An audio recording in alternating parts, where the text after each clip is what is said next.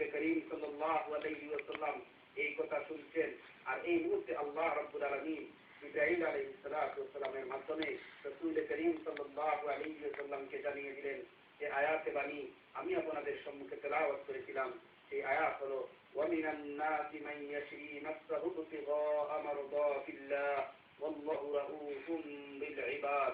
মানুষদের মধ্যে এমন কিছু মানুষ রয়েছে যারা আল্লাহকে খুশি করার জন্য, রাসূল করিম সাল্লাল্লাহু আলাইহি ওয়াসাল্লামকে খুশি করার জন্য তাদের জীবনকে বিক্রি করে দেয়, তাদের সম্পত্তিকে আল্লাহর রাস্তায় বিলিয়ে দেয়, জানকে কুরবান করে দেয়, তার পারিবারিক জীবনের কথা ভুলে যায়, স্ত্রীর কথা ভুলে যায়, মা বাবার কথা ভুলে যায়, সবগুলো ভুলে যায়।